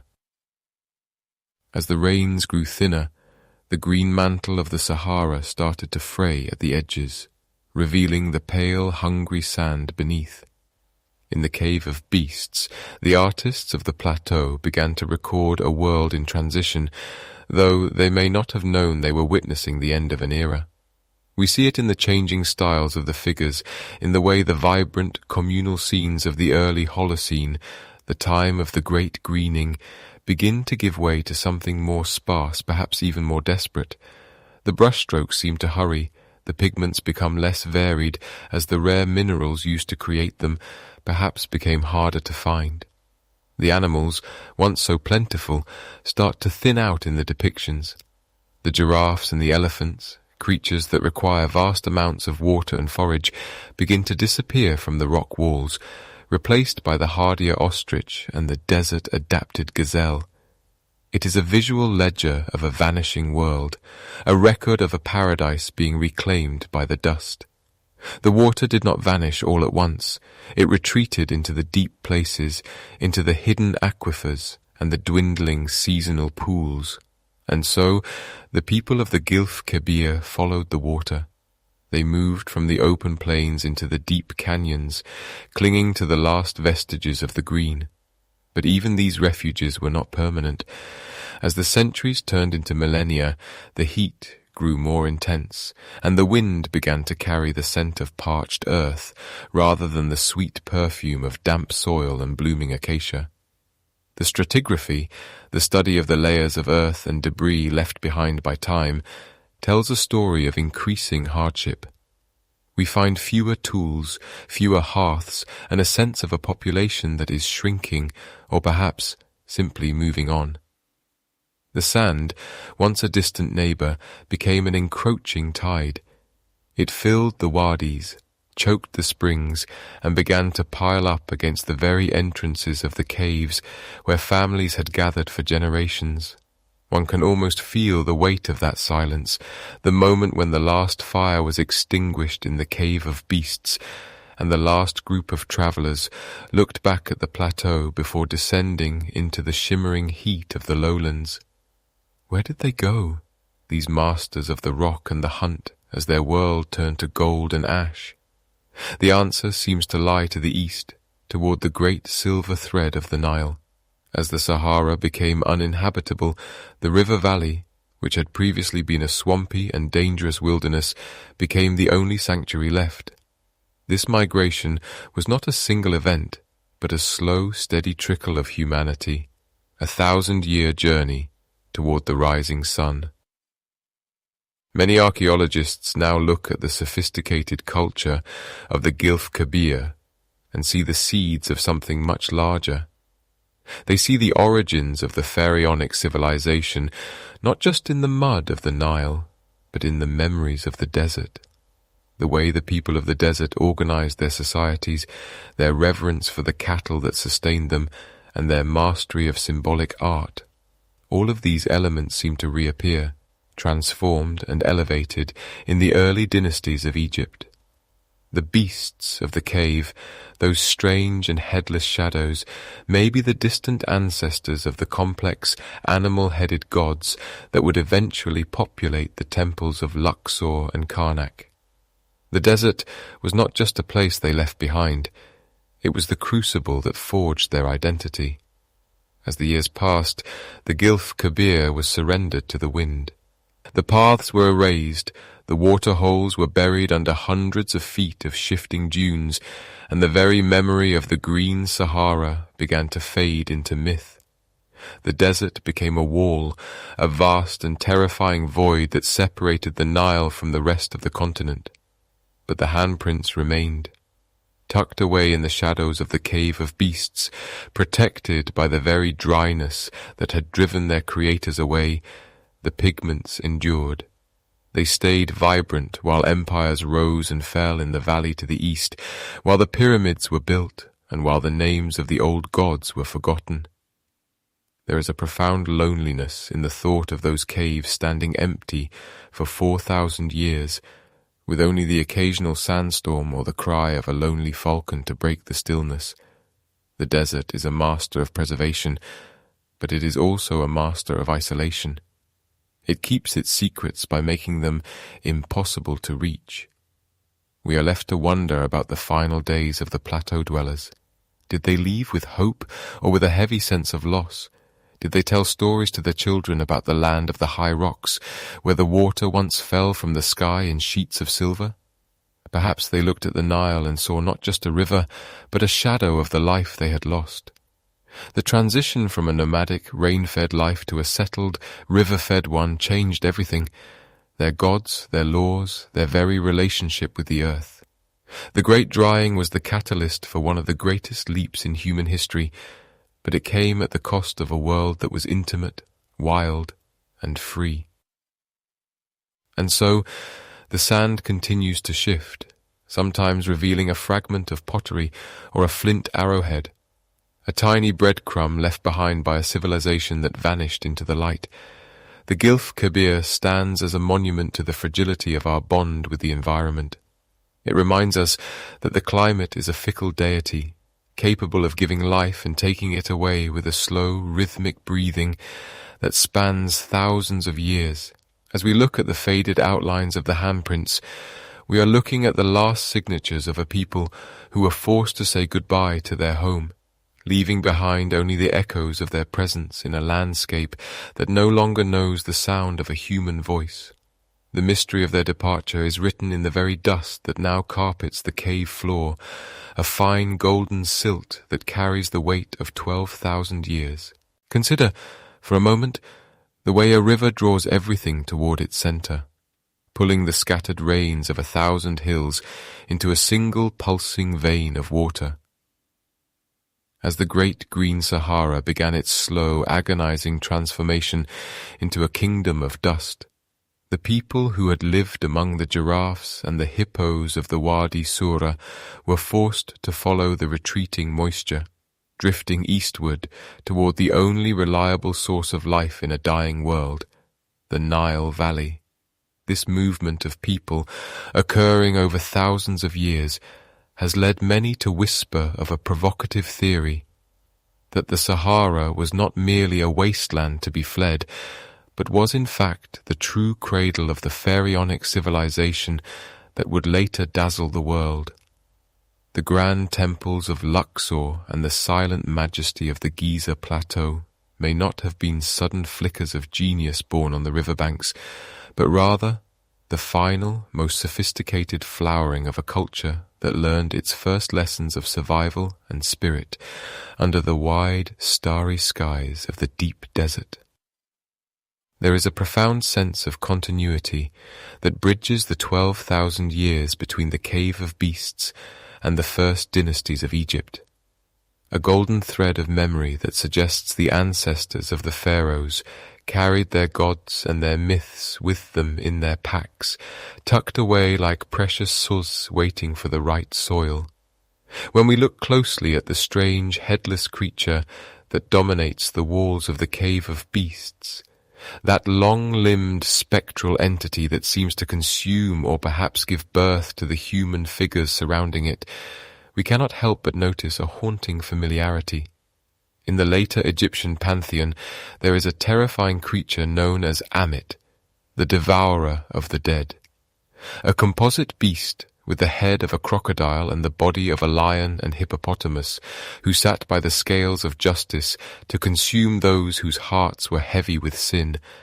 While the beast of the Sahara predates Ammit by many millennia, the visual language remains eerily consistent. The idea of a powerful, non-human force that mediates the transition between life and death. Even the god Set, the chaotic deity of the desert and storms, is often depicted with a head that defies biological classification, an animal that does not exist in nature, much like the entities painted in the Wadi Sura. It is as if the desert dwellers were attempting to give form to the formless dangers of the wilderness, creating a mythology of the other that would eventually be refined into the complex religion of the Nile. This connection extends beyond the divine and into the very landscape of the afterlife. The ancient Egyptians spoke often of the Island of the Blessed, a paradisiacal place of eternal greenery and cool water, where the soul could find rest after the long journey through the underworld. To a person living in the heart of a parching desert, such a concept is not a mere abstraction. It is a memory of an oasis. The deep, hidden valleys of the Gilf Kebir, once lush with vegetation and teeming with life, may have served as the physical blueprint for the Egyptian heaven. As the sands rose and the oases became more isolated, they took on a sacred, almost mythical quality, becoming emerald jewels in a sea of gold, places where time seemed to stand still and the harshness of the world was held at bay. The journey from the parched plains to the safety of the Nile became a metaphor for the soul's journey, from the trials of life to the peace of the eternal fields. We see the evidence of this cultural migration not just in the grand ideas, but in the humble objects of daily life. Archaeologists have noted striking similarities between the pottery found in the deep desert and the earliest ceramics of the pre-dynastic Nile cultures. The way a rim is curved, the specific patterns of incised lines, the choice of clay, these are the fingerprints of a shared tradition. Even the rock art itself carries the seeds of Egyptian iconography. In the desert, we find early depictions of boats, long before the Nile was the center of the world, vessels that seem to sail across the stone as if navigating a spiritual river. We see figures wearing animal masks and skins, performing rituals that feel like the distant ancestors of the elaborate ceremonies that would one day be performed in the shadows of the pyramids. It is a reminder that culture is not a static thing, but a slow, flowing river of its own, carrying the echoes of the past into the forms of the future. The transition from the wild, egalitarian life of the hunter-gatherer to the rigid, hierarchical society of the Pharaohs was likely born of necessity. As resources dwindled and the habitable land shrank, the need for organization and central authority grew. The shamans who once painted handprints in the Cave of Beasts may have slowly evolved into the priest-kings who mediated between the people and the rising sun. Yet even in the height of Egypt's power, the desert remained a place of deep spiritual significance, a realm of the ancestors where the old gods still roamed the silent wadis. The Sahara as the cradle theory suggests that we cannot fully understand the wonders of the Nile without first acknowledging the ghosts of the Gilf Kebir. The two landscapes are inextricably linked, one the dream and the other the waking reality. As we contemplate these connections, the vastness of time begins to feel less like a void and more like a bridge. The 12,000 years that separate us from the artists of the Cave of Beasts are filled with the quiet, persistent movement of people searching for a home. They carried their stories through the dust storms and across the burning dunes, preserving the essence of their identity even as the world they knew crumbled into sand. The handprints on the wall are not just signatures of individuals. They are the first marks of a lineage that would eventually build the most enduring civilization in human history. They are the roots of a tree that would grow to touch the sky, nourished by the memories of a green Sahara that had long since faded into myth. There is a certain peace in realizing that nothing is truly lost, that the ideas and images born in a lonely cave in the middle of a wasteland could travel so far and last so long. The fine golden silt that carpets the floor of the Cave of Beasts is the same dust that settles on the statues of Ramesses and the tombs of the Valley of the Kings. It is the dust of ages, a silent witness to the long, slow march of humanity from the shadows of the rock into the light of history. And as the desert wind continues to howl outside the cave's narrow opening, it carries with it the faint, rhythmic pulse of a story that is still being told, a story of survival, of adaptation, and of the unbreakable bond between a people and the land they once called home. The secrets of the Sahara are not buried in the sand. They are written in the very air we breathe, in the quiet spaces between the stars, and in the enduring legacy of a civilization that refused to be forgotten.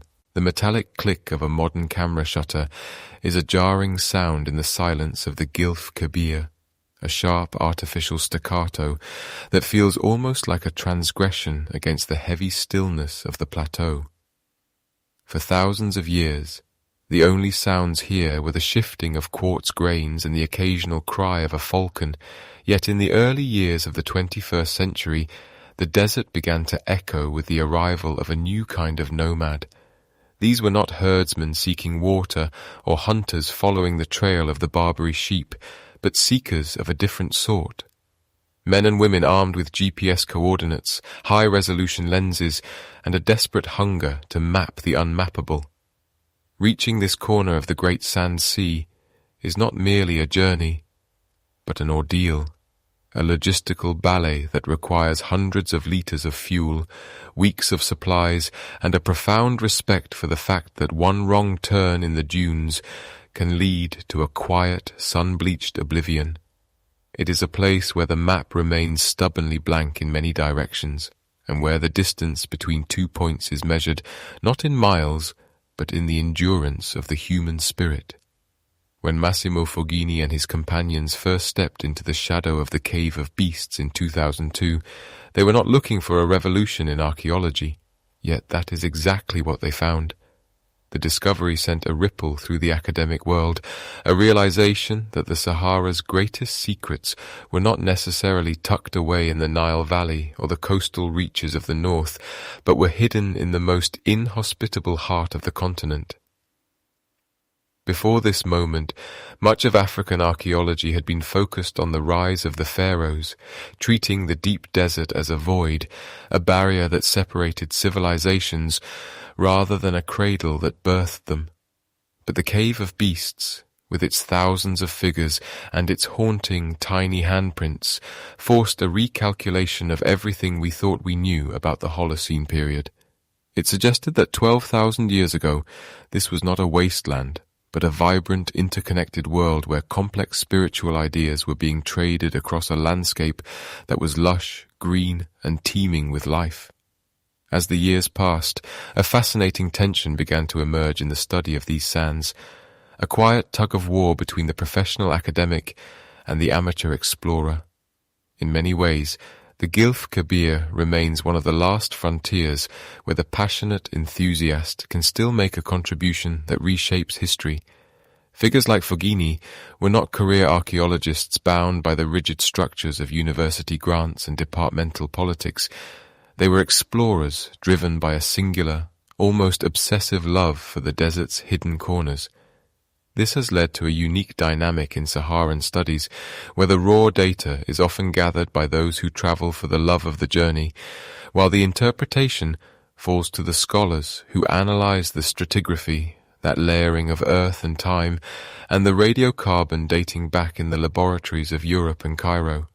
It is a delicate partnership, one that acknowledges that sometimes the most profound discoveries require the kind of intuition and risk-taking that only an amateur might possess, while the weight of proof requires the cold, hard logic of the scientific method. Yet even with the most advanced technology at our disposal, the figures of the beasts themselves remain stubbornly resistant to any single explanation. The debate continues to smoulder in the quiet hallways of museums and the flickering light of desert campfires. What were these headless, multi-legged creatures that the ancient artists rendered with such terrifying precision? Some scholars suggest they are symbolic representations of the wild, chaotic forces of nature that the people of the Sahara sought to appease. Others look to the way the human figures seem to float toward or emerge from the bodies of the beasts, suggesting a shamanic ritual, a transformation where the boundaries between the human and the animal worlds become porous and thin. There are those who argue that the beasts represent a specific, now extinct predator, perhaps a creature that haunted the dreams of the Neolithic hunters as much as it haunted their reality. But the most haunting theory is that they are not creatures of this world at all, but inhabitants of a spirit realm, a cartography of the afterlife painted on the stone to guide the souls of the departed through the long, dark journey beyond the horizon. The sheer scale of the site complicates these interpretations even further. With over 5,000 individual paintings, the Cave of Beasts is not a single moment frozen in time, but a palimpsest, a document written and rewritten over thousands of years. We see layers of pigment overlapping, where a hunter from one millennium is painted directly over a beast from another, creating a visual conversation that spans the rise and fall of entire cultures. This depth of time is difficult for the modern mind to grasp. We are used to thinking of history in centuries, but here the units of measure are thousands of years. A single handprint might have been placed on the wall 3,000 years after the one directly beneath it. Yet to our eyes, they appear as part of the same silent chorus.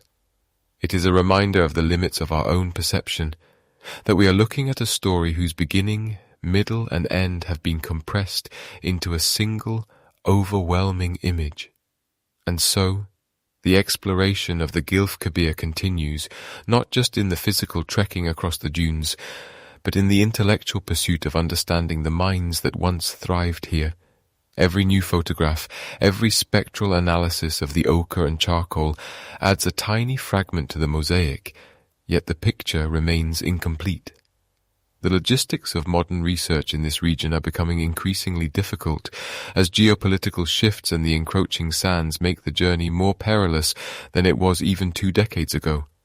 There is a sense of urgency among those who study the cave, a feeling that we are racing against time and the elements to document these secrets before the wind finally erases them for good. The desert is a patient predator, and it has a way of reclaiming what it once gave up. Meanwhile, the Foggini legacy remains a testament to the power of curiosity.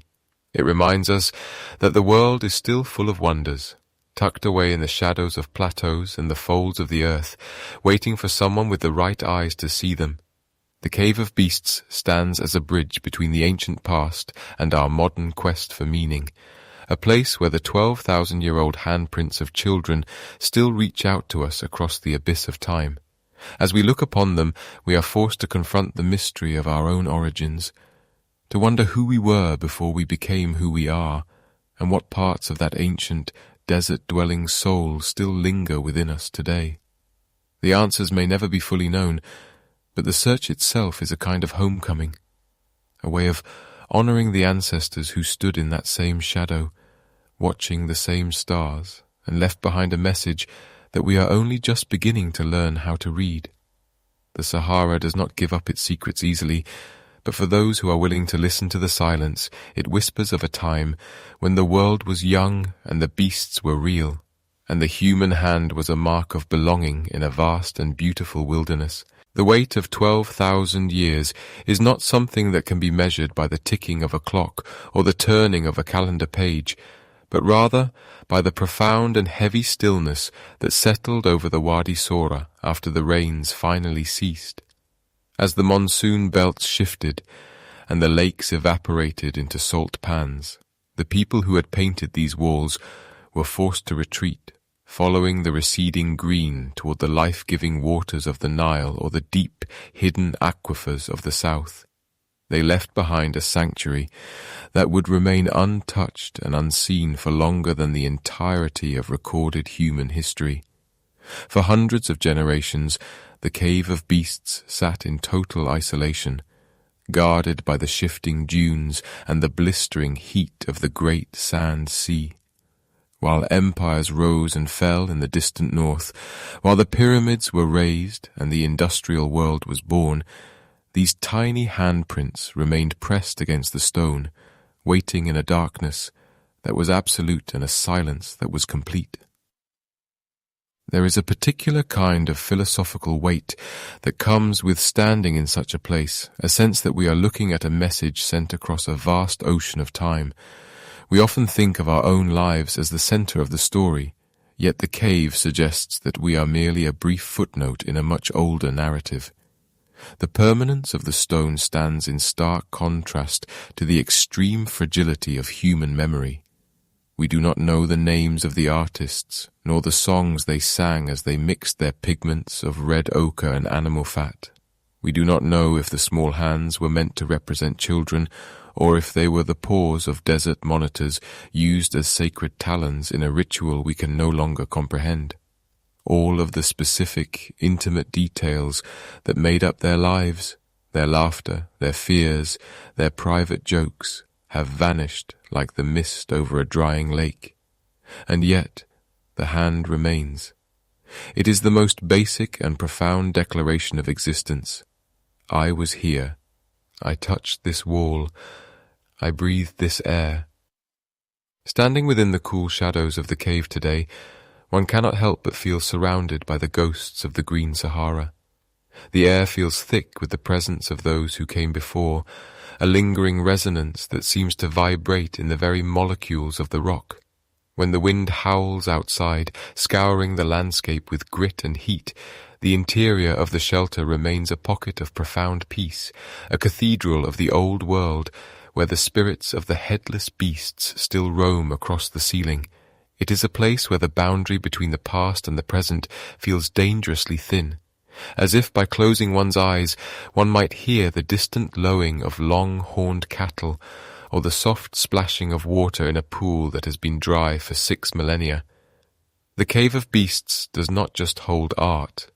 It holds the echo of a lost way of being, a time when humanity was not separate from the wild, but an integral part of its terrifying and beautiful rhythm. As the years passed in that long, lonely interval of isolation, the cave became a repository for a world that no longer exists anywhere else. The stratigraphy of the floor, the layers of dust and debris that accumulate over eons, acts as a slow-motion record of the Earth's changing breath. Each millimeter of sediment represents decades of wind, the slow breakdown of the sandstone, and the occasional visit from a wandering jackal or a desert owl seeking refuge from the sun. To the modern observer, the cave feels like a time capsule, but it is a capsule that was never meant to be opened. It was simply left behind, a byproduct of a changing climate that turned a garden into a wasteland. The fact that the painting survived at all is a miracle of chemistry and geology, a testament to the sheltering curve of the rock and the lack of moisture that would have otherwise invited the growth of destructive mold or the erosion of the pigments. We find ourselves drawn to these ancient sites because they remind us of the limits of our own understanding.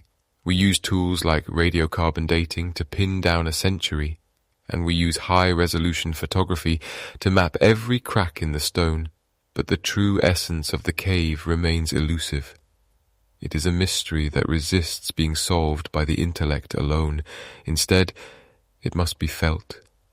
It is the feeling of a cold hand against a warm wall, the sensation of being watched by eyes painted 10,000 years ago, and the humbling realization that the desert will eventually reclaim everything we build, just as it reclaimed the Wadi Sura. The silence of the sands is not an empty silence. It is a full one, heavy with the weight of untold stories and the quiet dignity of a people who lived, loved, and created in a world we can only dream of. And so, we look at the handprints, those delicate, stenciled outlines of fingers and palms, and we see ourselves reflected in the deep time of the Sahara.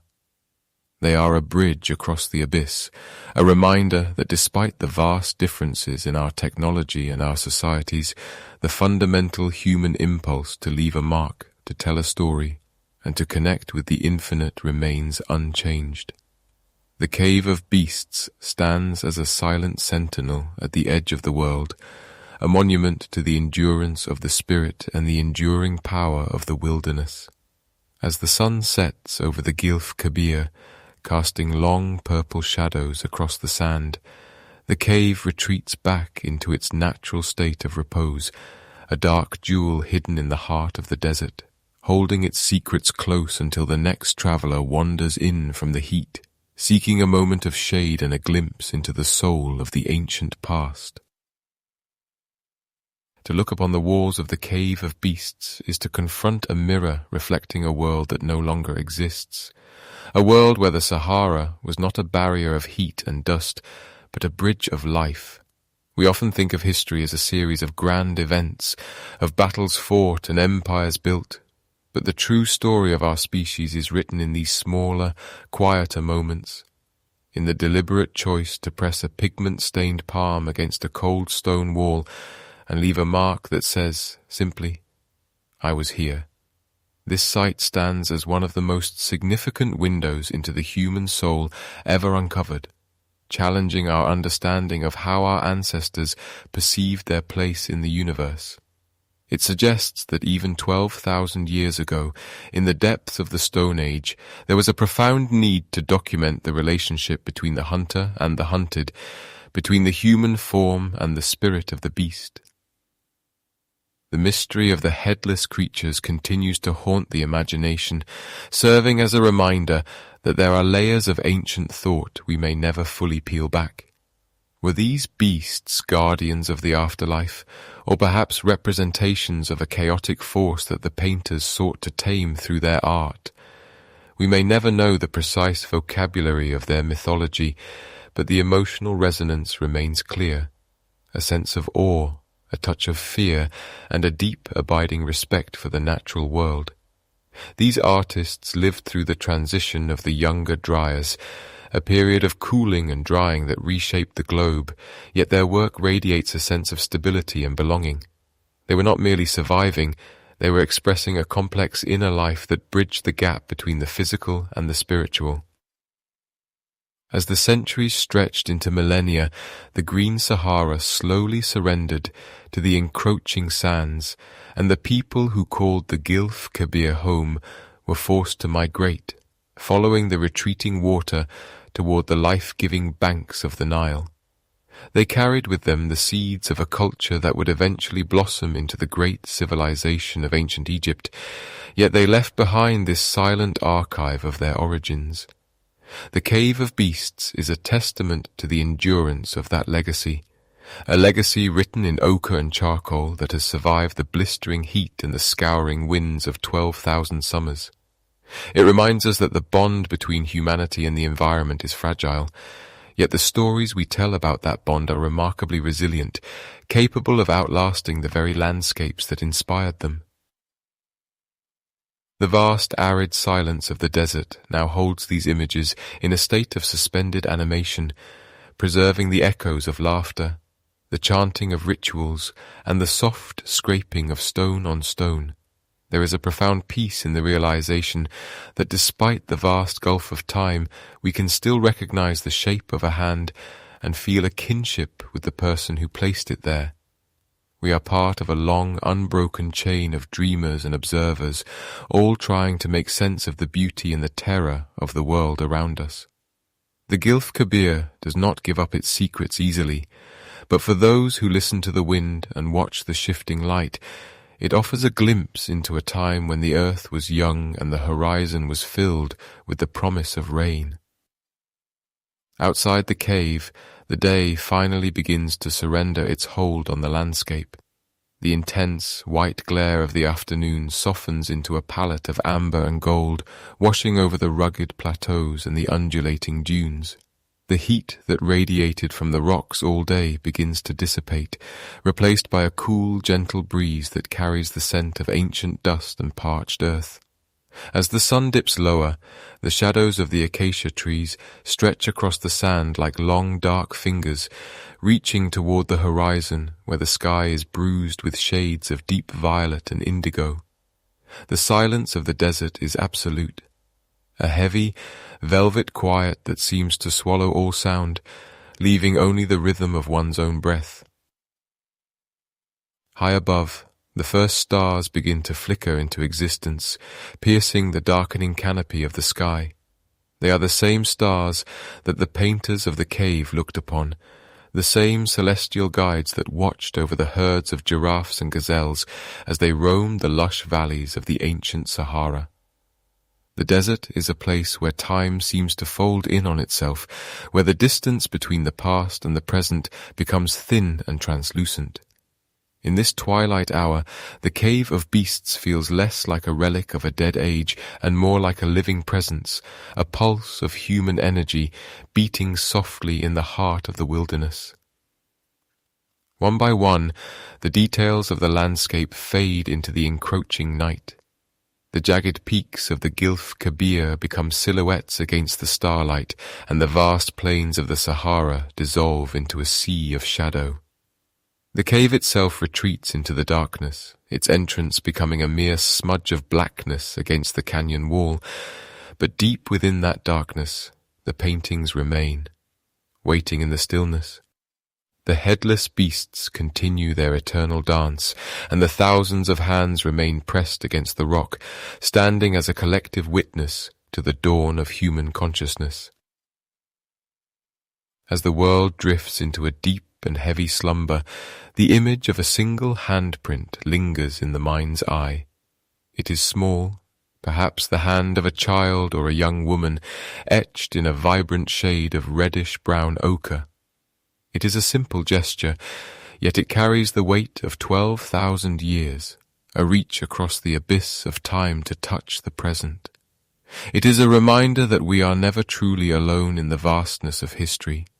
The desert may be empty, and the green lands may be gone, but the spirit of those who came before us remains etched into the very bones of the earth, watching over the silence, waiting for the light of another day to reveal the secrets hidden in the stone.